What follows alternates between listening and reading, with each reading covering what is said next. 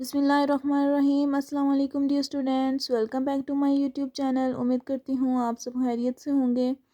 हमने पार्ट 1 मोहम्मद सलीम अख्तर की बुक से 3rd चैप्टर स्टार्ट किया था। उसकी एक्सरसाइज हम सॉल्व कर रहे हैं और क्वेश्चन नंबर 16 तक हमने कर लिया है। ठीक है, इसमें कोई भी कन्फ्यूजन हो या कोई किसी भी किस्म का मसला हो तो आप कमेंट सेक्शन में पूछ सकते हैं।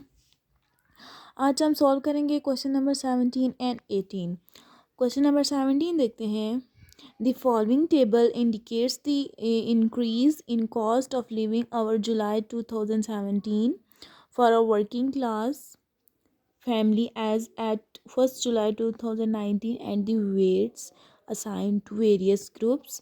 इसके ग्रुप्स गिवन है, परसेंटेज इंक्रीज गिवन है और वेट्स गिवन है।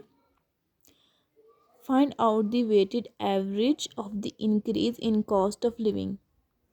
ठीक है, अब हमारे पास क्या गिवन है, ग्रुप्स गिवन है, परसेंटेज गिवन है, वेट्स गिवन है। हमने क्या फाइंड करना है, वेटेड एवरेज फाइंड करना है। तो वेटेड एवरेज क्या होती है, हमारे पास एक्स बार ही होता है ना। वेटेड अर्थमेटिक मीन हमने फाइंड करना है। तो ये वाली जो हमारे पास वैल्यूज़ हैं ये एक्स की वैल्यूज़ हैं और ये इनके वेट्स हैं। जब हमारे पास एक्स और वेट्स गिवन होंगे तो हम simple arithmetic mean, weighted arithmetic mean का फॉर्मूला यूज़ करते हुए इसको सॉल्व करेंगे। हमारे पास एक्स और वेट्स गिवन थे। ठीक है, हमने वो यहाँ पे लिख लिया, सोल्यूशन स्टार्ट कर लिया। वेटेड अर्थमेटिक मीन का फार्मूला भी लिख लेते हैं। वेटेड अर्थमेटिक मीन हमारे पास इक्वल होता है एक्स बार इक्वल हो गया summation W x divided by summation W. ठीक है, सम ऑफ डब्ल्यू। ये हमने लास्ट क्वेश्चन में भी किया था, ये इस फार्मूले का यूज़ किया था क्योंकि इसमें भी हमें अर्थमेटिक मीन ही फाइंड करना था। तो वेटेड अर्थमेटिक मीन का क्या फार्मूला होता है, एक्स बार इक्वल है, ये इस चीज़ को डिनोट करे कि वेटेड अर्थमेटिक मीन है। ठीक है, एक्स बार तो अर्थमेटिक मीन की ही नोटेशन है, लेकिन डब्ल्यू लिखा हुआ था इसका मतलब है ये वेटेड अर्थमेटिक मीन है। Summation W x divided by summation W. जो हमारे पास ग्रुप डेटा का डायरेक्ट मेथड का अर्थमेटिक मीन का फार्मूला था ना, sum of f x divided by summation f या सम ऑफ एफ, वो ये बिल्कुल सेम है। सिर्फ वहाँ पे हमारे पास फ्रिक्वेंसीज आ रही थी और यहाँ पे वेट्स आ रहे थे। उधर क्या था कि एक्स बार इक्वल था summation F x divided by summation F. तो इसमें क्या फ़र्क है, इसमें फ्रिक्वेंसीज आ जाती हैं, इसमें वेट्स आ जाते हैं, बाकी मेथड सेम है। अब इस फार्मूले के अकॉर्डिंग हमने क्या फाइंड करना है, एक्स भी है डब्ल्यू भी है, इन दोनों का प्रोडक्ट। तो इन दोनों का प्रोडक्ट हम कैसे फाइंड करेंगे, इसको इसके साथ मल्टीप्लाई करवाएंगे, इसको इसके साथ, इसको इसके साथ। तो हर वैल्यू को मल्टीप्लाई करवाएंगे तो सम ऑफ डब्ल्यू का कॉलम आएगा।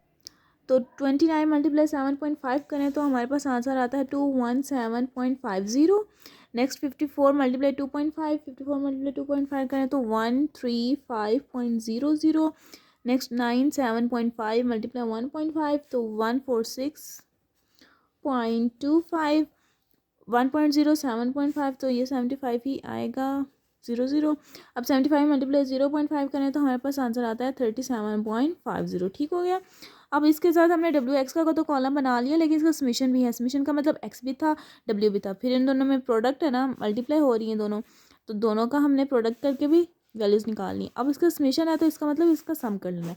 अब हम इसको ऐड करेंगे तो सम ऑफ डब्ल्यू एक्स हमारे पास इक्वल आ जाएगा 611.25। अब हम सिंपल फार्मूले में पुट कर सकते हैं। इसके लिए सम ऑफ वेट्स भी तो चाहिए ना फार्मूले के अकॉर्डिंग। तो सम ऑफ वेट्स हमारे पास किस चीज़ के इक्वल हैं, 13। ठीक है, इसका सम करें तो हमारे पास 13 आता है।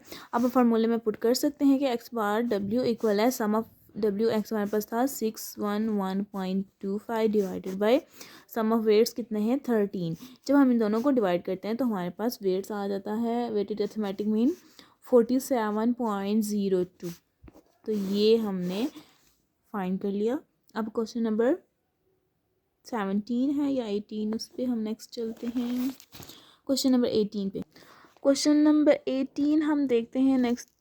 N examination was held to decide the award of scholarship. The weights of various subjects were different. The marks obtained by 3 candidates out of 100 in each subject are given below. Subjects weights और उनके marks A, B, C. If the candidate getting the highest mark to be awarded to scholarship, who should get it। ठीक है, हमारे पास 3 candidates given हैं और उनके marks भी given हैं। ठीक है, कुछ सब्जेक्ट्स के उनके मार्क्स गिवन है, कितने सब्जेक्ट्स के हैं, 4 सब्जेक्ट्स के मार्क्स गिवन है, 3 कैंडिडेट्स हैं और हमें ये बताना है कि हमने इसका वेटेड अर्थमेटिक मीन फाइंड करके बताना है कि किसको हम स्कॉलरशिप दे सकते हैं। ठीक है, कौन स्कॉलरशिप का हकदार बन सकता है इन तीनों में से, ए बी सी में से। ठीक है, अब वेट्स गिवन है, ए के ये सब्जेक्ट्स हैं, बी के ये सब्जेक्ट्स के नंबर हैं और सी के ये वाले हैं। ठीक है, अब वेट्स तो ये W है, ये A का X है, तो X इंटू W करेंगे तो A का अर्थमेटिक वेटेड अर्थमेटिक मीन निकल आएगा। ये फिर जब B का करेंगे तो इसका X ये बनेगा, इसके वेट्स बनेंगे W इंटू X B के लिए बनेगा, तो वेट्स निकल आएंगे फिर C के लिए भी ऐसे। ठीक है, हम स्टार्ट करते हैं। हम सोल्यूशन स्टार्ट करते हैं। सबसे पहले हमने वेट्स लिख लिए हैं और उसके बाद ए का अर्थमेटिक मीन हम फाइंड करेंगे, तो ये हम इसको एक्स कंसिडर करेंगे। ठीक है, ए वाले के लिए तो ये एक्स हो गया। अब जब इसके लिए हम लिखेंगे ना फार्मूला वेटेड अर्थमेटिक मीन का ए के लिए होगा। ठीक है, या फिर हम ये कर लेते हैं कि student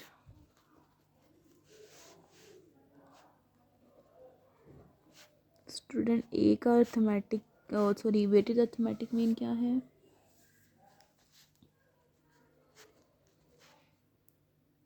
some of W x divided by sum of W। ठीक है, इस तरह से। अब इसके अकॉर्डिंग हमें x इंटू डब्ल्यू का कॉलम चाहिए। अब इसका x क्या है, a का जो x है। ठीक है, a के जो सब्जेक्ट्स के मार्क्स हैं वो 63 हैं हमारे पास, 63, 65 और 68 और 70 है। ठीक है, अब a का हमें वेटेड अर्थमेटिक मीन फाइंड करने के लिए सम इंटू वेट्स इंटू एक्स का कॉलम चाहिए, तो वेट इंटू एक्स। ठीक है, यहाँ पे वेट इंटू एक्स का कॉलम बनेगा, तो हमारे पास क्या होगा 63 मल्टीप्लाई 4। तो जब हम 63 मल्टीप्लाई 4 करते हैं तो हमारे पास क्या आंसर आता है 252।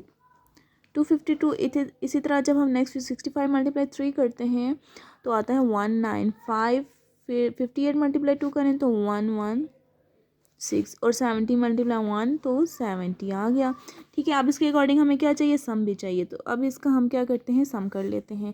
तो सम ऑफ W एक्स जब हम करते हैं तो हमारे पास क्या आंसर आता है 633, और वेट्स का सम करने से हमारे पास क्या आंसर आता है, वेट्स ये है 10। तो अब इसके अकॉर्डिंग हम इधर पुट कर सकते हैं कि इसका जब हमने आंसर निकाला सम किया तो 633 आया, और divided by sum of W 10 था। जब हम इसको डिवाइड करेंगे तो हमारे पास आंसर आएगा 63.3।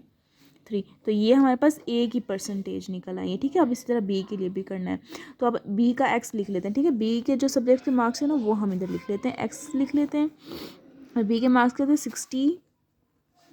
ठीक है, 60, 64, 56 और 86, ये है उसका B का X था। ठीक है, अब B के X के लिए भी हम यहाँ पे फॉर्मूला लिख देते हैं, student x bar of W equal है sum of W x divided by sum of W। इसके अकॉर्डिंग भी हमें x इंटू डब्ल्यू का कॉलम चाहिए। अब x कौन सा होगा, पहले A का x था ना, A के सब्जेक्ट से, अब B के सब्जेक्ट से, B इंटू वेट्स, यानी कि B के सब्जेक्ट और वेट का कॉलम बनेगा W इंटू एक्स या x इंटू डब्ल्यू। अब इन दोनों का कॉलम बन जाएगा। ठीक है, तो 60 मल्टीप्लाई 4 करते हैं हम, तो हमारे पास क्या आता है 240, और 64 मल्टीप्लाई 3 करें तो 192, 56 मल्टीप्लाई 2, 56 मल्टीप्लाई को 2 के साथ करें तो हमारे पास आता है 112, और 70 नेक्स्ट क्या, सॉरी 86 मल्टीप्लाई 1 तो वो 86 ही आता है। अब इसका समीशन भी चाहिए, तो हमारे पास समीशन आता है 630। ठीक हो गया, अब यहाँ पे हम 630 पुट कर देते हैं, उसका सम डिवाइडेड बाय वेट्स का सम 10 था, तो ये हमारे पास एग्जैक्ट 63% आ गया। ठीक है, अब सी के लिए भी, सी का भी इसी तरह हम डेटा लिख लेते हैं। जो सब्जेक्ट के मार्क्स गिवन थे वो क्या थे हमारे पास 65, 70, 63 और 52। ठीक है, अब इसका भी वेट्स हमने फाइंड करना है, एक्स इंटू डब्ल्यू का कॉलम, W इंटू एक्स का कॉलम बन जाएगा। अब वेट्स जो थे वेट्स सबके सेम ही हैं, लेकिन उनके मार्क्स जो है ना एवरी सब्जेक्ट में जितने भी उनके मार्क्स हैं वो डिफरेंट है।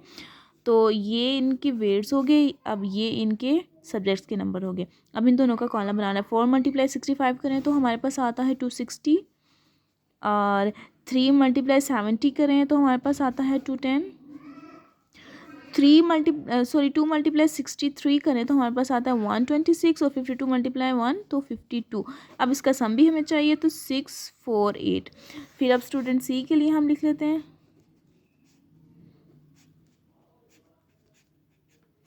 Sum of W x divided by sum of W, यानी कि वेट्स का सम, और इसका सम हमारे पास आंसर आया है 648 डिवाइडेड बाय 10 वेट्स हैं, तो हमारे पास इसका आंसर आता है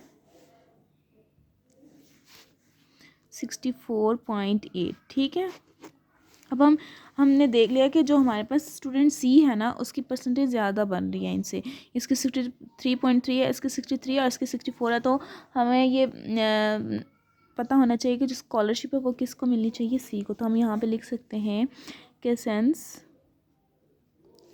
the average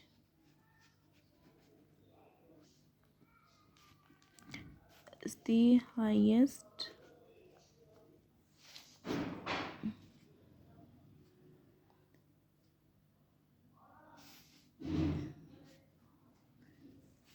case of student C, hence he should be awarded, he should be awarded the scholarship.